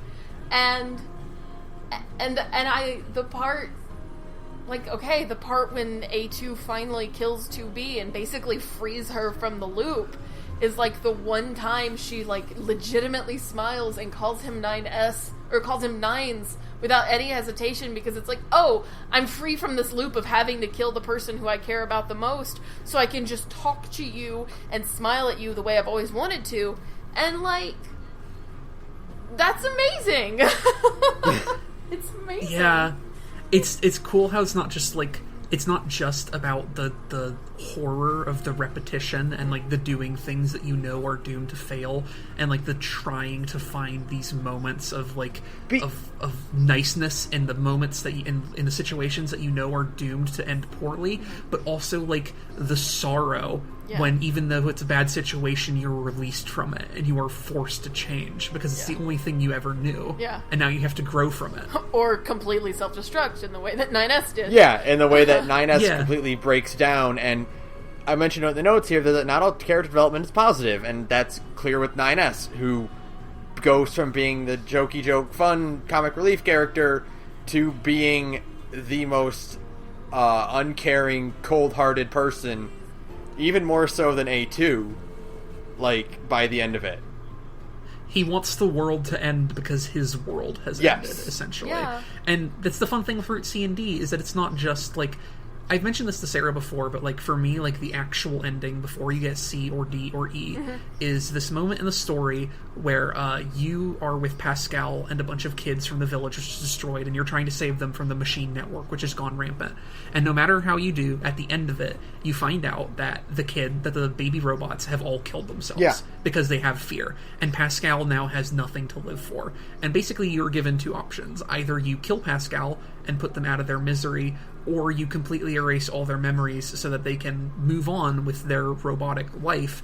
And, like, the divide between A2, who ends up borrowing a lot from 2B in different sorts of ways, and then 9S, is that you have this difference of response to, like, when this thing that you're familiar with and comfortable with, even though it's bad, like, being yanked out from under you, either, like, giving up on your ideas of sentimentality and just moving forward, or, like, destroying yourself and the things that you care about because you've lost. Yeah. And it's a really fun, not fun, but you know what I mean? Interesting. It's a really thoughtful approach that, like, for all the other things I say, like, oh, I wish people base things on NieR, it's such a thoughtful and, like, really sympathetic take on, like, a completely, almost, like, mundane human attribute that I wish more stories were willing to explore in the medium. Yeah. And, you know, we said I don't think there's a wrong choice there, and I really don't think there's a wrong, because both, you can make an argument for both, you know, and I don't think that, I don't know, it's so hard to even articulate it. Yeah. That whole section is like, you basically like, in that moment you pick whatever felt right in that instant, and maybe your opinion about it can change, like, later on, like, immediately without any hesitation. Like, you know what, maybe I didn't do it right, and then a day later you'll be like, no, I made the right choice in that regard, or, you know, and that's the point, is that it's so hard to decide which one is right, and you can walk away. You can walk away and leave it ambiguous, but then you never see Pascal again either way. and so you can just kind of leave it ambiguous, but that almost feels like you in the moment you have to make a choice. Like, yeah, you can walk away, but I don't really, in that moment, I don't know of anybody who would walk away from it without being told that you could. Yeah. I don't know anyone who did. Yeah, personally. exactly. Because, I mean, that is it's like a very deeply personal moment. And at times I think, man, I should have just killed Pascal. And then other times I'm like, well, no, after ending E, maybe it isn't all completely hopeless. But then, if you go back to the village, there's Pascal, who doesn't remember anything of the village at all, selling the fucking hearts of the children that they were so enamored with because they just don't even remember. And that's horrifying. That's the best part about that decision, though, and the themes that are connected to it, which is that, like, in most cases in a video game, you have, like, oh, here's right versus wrong. Right. And then, like, in a more interesting video game, it's like, oh, well, here's two sides, and they both have right qualities, and they both have wrong qualities. But the thing with that decision, and, like, the themes connected to it, especially with, like, 9S and 2B's relationship, or 9S's antagonism with A2, which is that both sides are right, and neither side is wrong. And you just have to, like... But the problem is that those two truths cannot coexist, and you need to pick one. But there's no, like... You cannot comfortably dissuade one option or the other, is the problem. And it's incredibly good. Almost like... So good. It's like almost like you don't really want to debate anyone on whether which one is right or wrong, because you don't want to keep thinking about it. Yeah. Or it's like, then, I killed Pascal, well, I spared him. Like, well... Okay. That sucked for both of us sucked. Like... Yeah. It's part of what makes 9S so sympathetic, even when he becomes, like, a horrible, awful asshole, is that this is what 9S is dealing with. Yeah. He just wanted to have it both ways, and now he can't have it either. Yeah, he can't keep living, like, a nice, comfortable loop where, he dies and then things reset, and he can't live a happily ever after with 2B, and because 2B is now gone, and so, like, he's kind of lost everything because nothing, like, he couldn't settle on either, or he had both kind of ripped away at the same time, well, there's this, like, image that's, like, the fact is, like, 2B knew about, or 9S knew about 2B's actual destination, and the impression you get from looking back at, like, the way he acts and what he knows and all that, is that him being killed over and over and over again did not bother him in the slightest. No. Because it was the necessary trade-off for him being able to live the life that he wanted to have. And it's like, it's part of one of my favorite fucking scenes in the game is, like, in the Route B, after 9S gets knocked out and you have that weird text adventure segment, and it's you want to blank blank blank blank 2B, don't you? And, like, the first time you go through that, it's like, oh, they're saying fuck because 9S is a horny little grandma. Yeah. Right. But, like, you reread it in, like, later, in, like, thinking about it later, and you realize, like, that could be anything. Yeah. It could be kill Yeah. because he wants revenge for all the pain that she's caused him. And it could be fuck because maybe he just wants to, like, have a nice perpetual relationship and be able to enjoy life. But the problem is that he knows at some point that, like, there's a thing where if he does either, the illusion falls apart and he can't have what he has now. It's because it's such an accusatory tone, it can be anything. Yeah. And that's what makes it so, like... Yeah, your immediate thought is, of course, it's fuck, but then you think about it, like, they're not censoring themselves, they're leaving it ambiguous as to what 9S's actual intentions are and what he actually wants. Because when 2B is dead and he goes berserk, you see the side of him that has always existed. Mm-hmm. It's not like he changed, like, it just brought out this anger in him. Yeah. No, yeah. He was able to bury it under centuries and centuries of lies and convenient double lives, and now he doesn't have the option anymore. Like, people don't just become... It's really fucking good. Yeah, people don't just become that cruel right away. Yeah. That was in him. And yeah, of course it was. It was always there. I mean, think about all of your interactions with the machines over and over again, where he's just so dismissive of their, like, emotions and their family units. wow, machines can string together weird random words. And the machines are like, we are alive and we can hear you, 9S. Yeah. How weird they would pick those random words. These are not random strings of words. We are having a dialogue with you. It's so bizarre to be.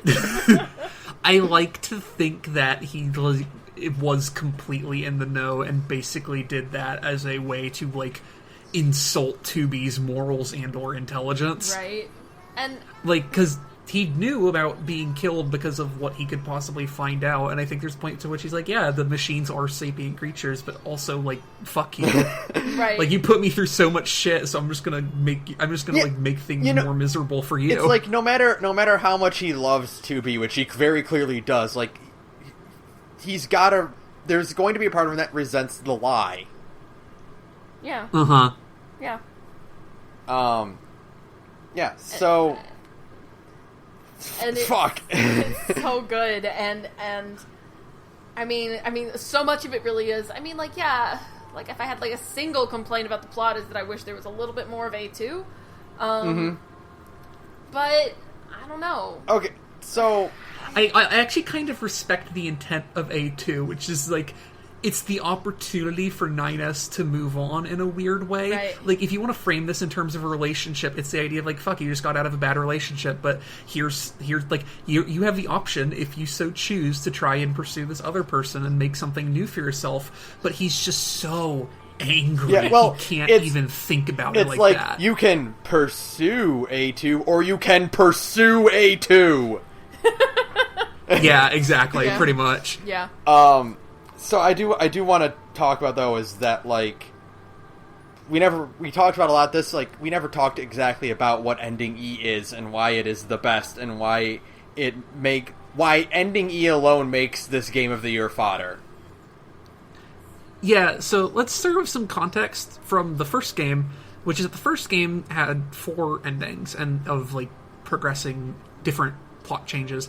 And the last one, Ending D, is, like, you're confronted with the idea of, like, you have this daughter you need to save, and you have this love interest character who is, like, basically on a slow downward spiral, and they're kind of doomed to die whether you do anything to help them or not.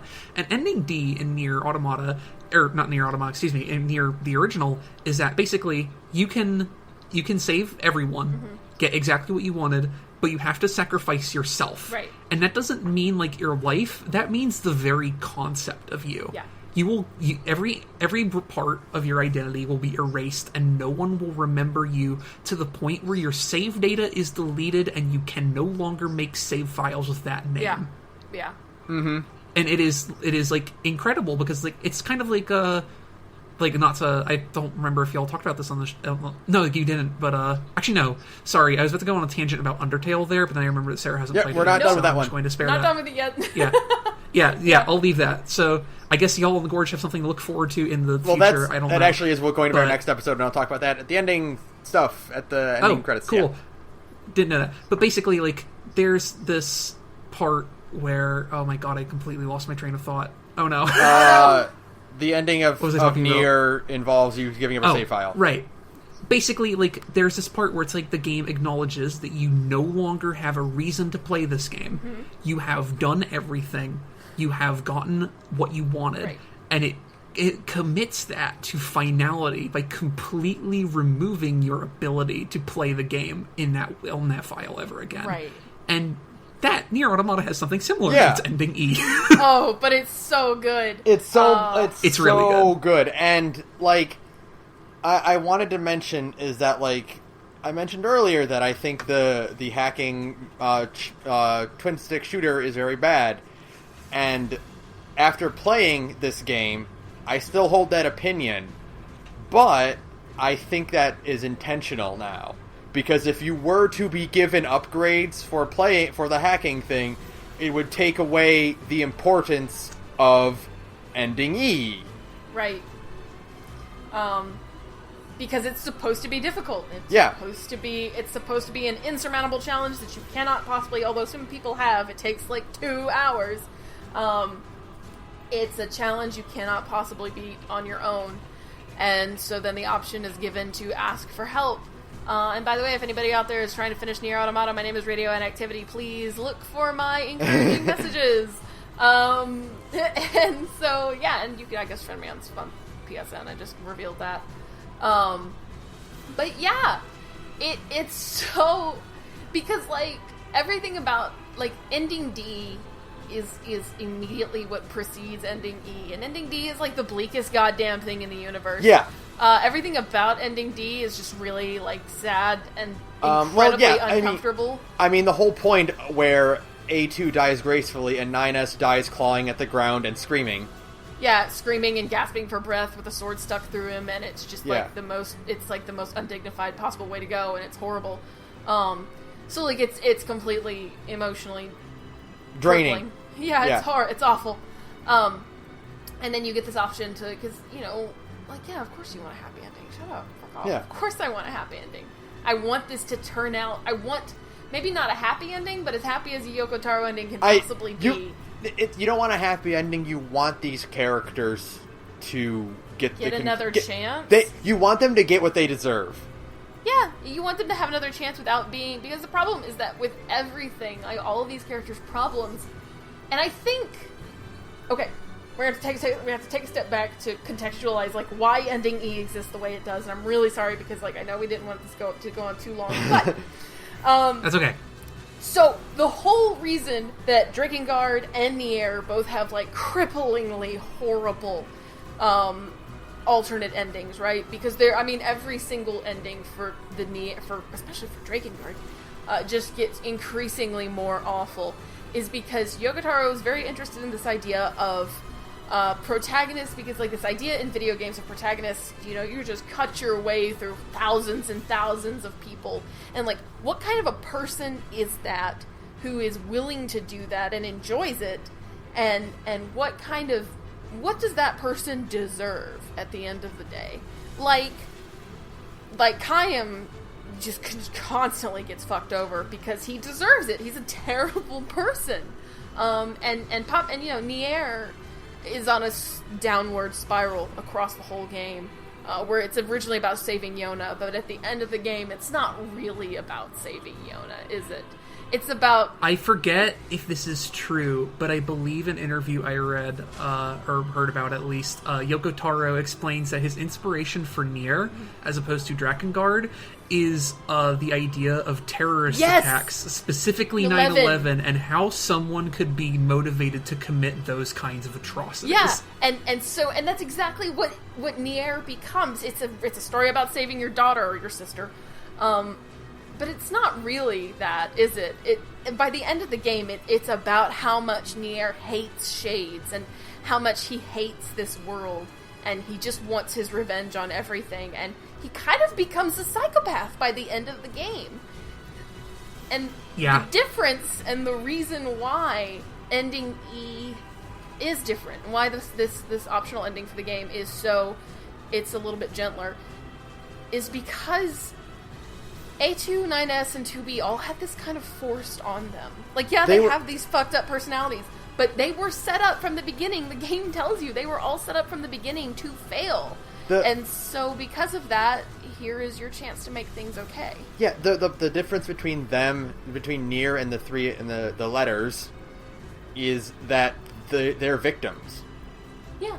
Yes, absolutely. They have done horrible things, yes, but they were victimized into doing so. Absolutely. 2B is really 2E, and what a fucked up, cruel existence is that, to be like, we're going to assign you to this person for God knows how many years, and you are going to have to kill them over and over again. And 9S is designed to be as advanced as possible, and because of that, he is always going to learn the truth, and so he is always going to have to die.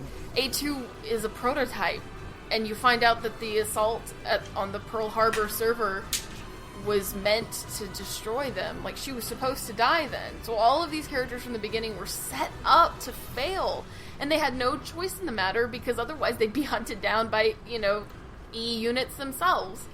And so they have no choice. They don't want to be doing this. You could say they have no autonomy. Hey! like how I said earlier that like a lot of the game's themes kind of like you could tie them to the idea of like growing out of your parents' shadow. There's this like kind of overarching idea that like these characters specifically, like they're responsible for their actions, but they're not responsible for why they are the way they are. Yeah. Yes. Like this was thrust upon them without their consent, and they don't want to be like this, but it's the world they live in. Yeah, they have... And it's yeah. really heartbreaking. It's so sad. And they have no choice. And that's why they get this chance. And not just they get this chance, but you, the player, gets this chance. And it's your hand that brings this about, and not just your hand, but the hand of everyone else who has played this game. Yeah, and that's beautiful. Yeah. And what really makes this whole thing work is that, and this is a point I had literally this morning, is that part of the reason ending works so well and why it is so joyous to receive all these encouraging messages, and why it feels so good, not only just because of the music and the ending credits when you finally give in and get help from people, it swells and it's heroic now, and it's switching from this melancholy tone to this, sweeping heroic tone of victory. By the way, just yes? to enter just real quick, that's the staff at Square Enix. Yeah. Yeah. They're the ones singing in the ending song with the lead singer. It's the whole sweat. Isn't that amazing? That's so great. And part of the reason that works so well is that the only other time you have other players being acknowledged is as corpses. Mm-hmm. And as failures, and you get that melancholy message of how they met their defeat, when you analyze their bodies. And now you are given the same sort of message prompt where you can instead write words of encouragement. And there's also, words of negativity and telling you to give up, and it's come on, really, guys? There's totally options to call the game shit, for real. Yeah, but it's come on, guys, we're trying to have a moment here. Not having a moment. No, it's so good. It would be so fucking hollow if they only gave you the ability to say positive things. Yeah. So they give you the ability to say negative things to contextualize how much you don't want to. Yeah, exactly. That's true, yeah, it's so that's good. true. It's kind of like how in the death messages there are things you can select that are helpful and informative, and so many options you can pick that are just patently unhelpful in literally every possible situation. Our Twitter account follows a bot that just randomly generates death messages from NieR, and it's great. But no, it's so encouraging, and it's such a great this whole message of repetition and of isolation, and suddenly it's at the end of the day, we told you this. It's kind of we told you this story, and it is a sad story about death and isolation and repetition and exhaustion and all this. But it's just a story, and you are not alone. Yeah. Don't take this message to heart. We are telling you a story, and even to the point where the pods themselves are this was a video. They flat out call this a video game. They don't try to contextualize it in any way as preserving data or anything like that. They're you have done the video game now. Yeah. Yeah. And I feel like it's almost less invalidating the story. And what I mean is you don't have to be this. Yeah, well, I'm not saying there are people out there. I'm not saying who struggle like you do. I'm not saying it's invalidating the story, because it's a very powerful story, and it's important to consider, to talk about and analyze this thing, and to take in what it says. But it's the way they do it is a way to kind of discourage people from accepting it as the only truth. Because the game story is so brutal and direct with how it expresses itself that it's good. It's good. I really appreciate that. It reminds me a lot of the end of Evangelion. Yes. And except the other way around. I'm going to assume y'all have people listening have at least have some passing knowledge of it, because I fucking whatever. But the idea is there's this sort of ideological conflict at the end of that, where it's do we collectivize humanity, essentially? Like, merge all of our souls into one so we can live as one human? Or do we accept this idea that, like, we can live as individuals but, like, still enjoy life in spite of its difficulties? And the protagonist, despite being set up as, like, this fucking coward and this, like, completely weak-willed individual who, like, has basically no desire to be alive, still at the end of the day chooses to live as an individual because it's what gives life meaning. Yeah. And I get a lot of that from, like, the end of like, ending E specifically, where it's like, yeah, things will suck, and you might even have this situation that's like these characters, like with this like this untenable relationship, or this or that, every other thing.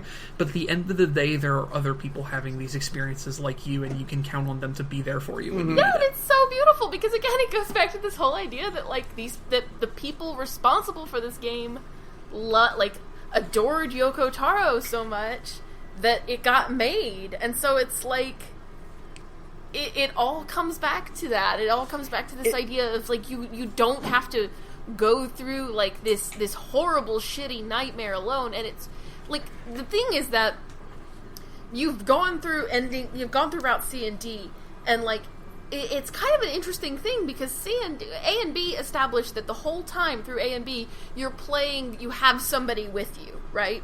Mm-hmm. You're playing as 2B, you've got 9S. You're playing as 9S, you've got 2B. And you can rely on reviving the bodies of fallen androids to fight with you. And then Route C and D happen, and you are completely alone, and even more crushingly, and I got to experience this firsthand, I was like, oh god, at least I can revive androids to help fight with me, so it won't be quite so bad. No, wrong. They will immediately try to kill you as soon as you revive them. And I was like, oh no, this is really... Oh, yeah. I didn't know that. Yes, they will fall victim to their virus and will immediately try to kill you. I always just, I think I used the revival mechanic maybe twice. And so I usually otherwise just, like, got their bonuses or whatever. So I didn't even know that. That's really cool. It's so good. I mean, I don't use the revive option too often, unless I know I'm going into a mob, I'll use it. Just for some spare backup. But I was, the start of the first time you play is 9S, I think. Oh no, it was when I was playing as 2B, I think, and she's, dying. And I just wanted to see what would happen if I revived one of the corpses, and they immediately tried to kill me. And that was incredibly crushing. And so, like, so not only have you lost, like, your support character, you've also lost the support of the entire network, because now everybody is turning on you, which is literal, because it happens in the game, and now it's, like, actually happening, because these are characters from the PSN. And so you go through this whole C&D completely alone. Like, 9S and A2 are both totally alone in the world right now. And then you get ending E, and it's like, hey, no, it's okay. Look, there are other people. It's amazing. I always love, you are not alone, elements of a story, and nothing does it better when it actually talks to you, the person. Or when it's actually sincere. Well, I mean, we had a big long argument about this one pretty much as soon as you were done with ending E, because Ben knows I don't like Power of Friendship endings very much. Like, I'm not really crazy about them. I actually really hate the ending of Persona 5, like, a lot. Like, the bit where everybody's cheering for you. It's, like, the cringiest goddamn thing in the universe. And Ben was like, they're kind of similar. I'm like, no, they're not. For very, one is, like, thematic. And it's just, the one in NieR is so much more heartfelt, because those are actual people. And, like, that's their actual responses. And these are real people giving up their save files to help you finish the game. And, like, that's just so beautiful. You know what I think would have made it even cooler is if, to really drive home the help from friend kind of thing, is if instead of like giving you a bunch of ships around you, it recorded your movement and then transplanted that as a ghost into the arena. That would have been cool. Oh, that would be so complicated. Yeah, but I mean, it would have been cool. Yeah, just to... I promise you for fact you'd have thousands of players just trying to draw a dick with the cursor. Yeah. The only thing I wish is I wish there was an option to send friend requests to the people who helped you. If their data is destroyed in the event of helping you, I wish they would be like, do you want to send these people friend requests? Because I totally would. I'd be like, I'll be friends with all you people. Help me beat this game. I mean, I could have fucked with that. Yeah, absolutely. That would have been way too easy to mess with people with in that regard. And I don't know, Journey did it. Yeah. I mean, yeah, but Journey has an entire game where you're with someone. This is like, the whole point is that they're a faceless ship until they die. Yeah, but after they die, I mean, then, then you could, like, when you get done with ending E, it could be like, do you want to send a friend request to these people? And you could be like, yeah, sure, and that'd be nice. I'd like to be able to even just send, like, a thank you message to the people. I was reading YouTube comments, because I love listening to the ending E version of Weight of the World. I was looking at the YouTube comments, and some people actually wrote down the names of the people who... well, yeah, that's what you would have to do, is you'd have to write them down, and then message them, and it's beautiful. I love that. How moving is that? How cool is that? Like... NieR Automata is a very cool video game. It's a very cool video game. If you haven't played it and aren't bothered by how much we spoiled it in the last 2 hours, you should go ahead and do that. We haven't really spoiled that much! Like, that's it's on sale for 35% off, really? So get it while it's hot. Nice. I mean, I was... Yeah. It's to celebrate their 2 millionth sale. Oh! NieR Automata did surprisingly well, which is why I'm hopeful that we might actually get another Well, yeah, one. we talked about earlier about how, like, we hope this game is influential. What I really hope more than anything is that I hope not just NieR is influential, but I hope that Yoko Taro gets to be more influential in... He's just desserts? Absolutely. Yeah. I want Yoko Taro to get more influence in the games industry. Not NieR, I want him to do it. Yeah, like, I want him to become another Kojima, where it's like, you wronged Yoko Taro? Fuck you. You know? Like I want that. Yeah, and like, I can see him getting more, like, the option to do high-profile stuff like this more, because, like, we're talking about Square Enix, who's, like, so notoriously hard to please that, like, the Tomb Raider reboot, when it came out, sold, like, 4 million units or whatever, and they were disappointed with the results. Yeah. And this game, and Square Enix, according to, like, direct quotes, performed well above expectation. So, hey! Perfect! Who knows? That's so good! We might get more fucking weird Yoko Taro joints in the future. My God. I am all there for it. Please. All of the weird-ass Yoko Taro games, because it's just, I look very much forward to replaying this game. I've, like, recommended it to everybody I know. Like, if you have a PS4 and I know you, I have texted you in the last 2 weeks going, you need to play NieR right now. I let my brother borrow it last night, so, yeah. Oh boy. I know, I'm excited. He's not, like, at all into weeb games, but, he has decent taste, so we'll see. Yeah! So, please play NieR Automata. It's so good. It might be the game of the year. It might be one of the best games of the generation. Mm-hmm. It won't be a lot of people's game of the year, but it will definitely be, like, it'll be, like, it's hard because, like, there's games where I'm like, oh, you know what? I don't think PlayerUnknown's Battlegrounds is, like, that, like, fucking, like, great or whatever, but I can tell it's going to be important to the point where if someone was like, hey, I think this is going to be a game of the decade, I would not fault them. Because PlayerUnknown's Battlegrounds is going to be incredibly influential and for good reason, but this is a game where always, like, even if it doesn't, like, win all those awards or whatever, it will still be Game of the Year 2017 in my heart. Yeah, there's a big difference between games that are important and games that are, like, really, really good, and sometimes the Venn diagram has a pretty big middle chunk. But there are a fair amount of outliers into what games you actually are good to play and which ones are important to the growth of the industry. Yeah, and I just desperately want more games to... God, really, more games should try to emulate this idea of making every single aspect of the game... Like, especially, like, plot-driven games. Like, if you're just playing, like, fun, goofy, fighty-fight games, whatever, it's fine, you do you.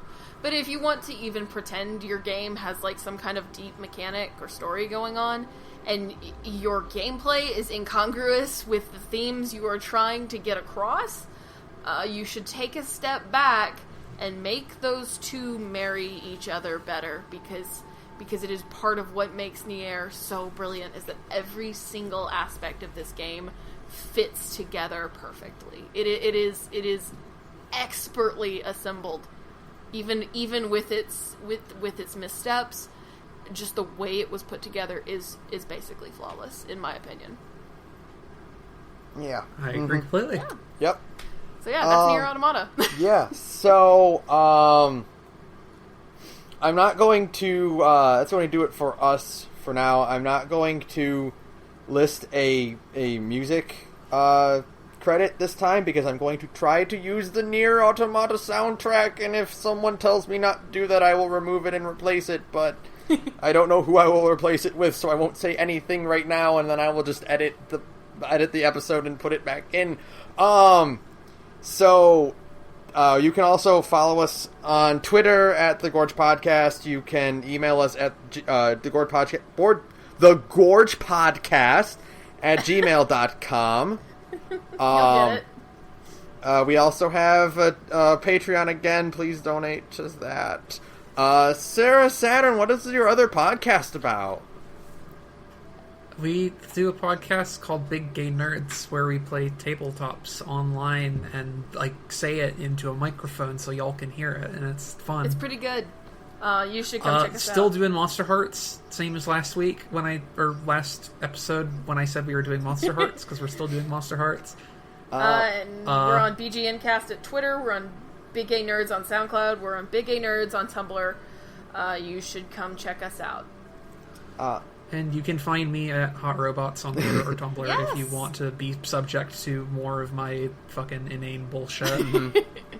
Tell us how our hot takes about NieR are bullshit, please. So there is another announcement we have to make, and we mentioned this earlier. We are going on a brief hiatus for the next couple of weeks. So we're taking this next week and the most of October off. Just to get caught up on the games that we still have to talk about. A bunch of life stuff. Yeah, just life. General chilling out. Projects are building up, and, I need the space to reorganize them and shuffle them in order. But we're going to come back late October with our Undertale episode, so we're going to keep doing Indie Week, and it'll be Undertale next. So and look then forward to that. Yeah, That one will be a fun that'll one, be I'm sure. Yeah. There's a lot of things to say There's about a Undertale. ton. I'll just let y'all say that when you get to it. And then after that, we'll be back to normal with 3 episodes a month, like always. So that's it. Yeah. So that'll be it. We went through this whole thing without talking about them. Fuck Adam. Oh, how did we go this? Oh, yeah. Yeah, Adam is kind of a pretentious douchebag. I really like Eve, but Adam is just a complete... He is just a pretentious asshole, so fuck that guy. Yeah. For me, it's fuck whoever named the DLC for NieR Automata, because I cannot ever fucking talk about it because of its horrible name. There's a whole meaning behind it, but yeah, it's fucking just a bunch of numbers. It's no exaggeration. It's a string of letters and numbers that are arranged seemingly. It means something though. It's any special significance. Yeah, there is it's the abbreviation of what the DLC actually contains. So, but fuck that shit. It's 13 characters. Fuck, that makes sense, and it sucks. Yeah. I hate it. So that'll do it for us. Good night, everyone. Good night, everyone. Good night.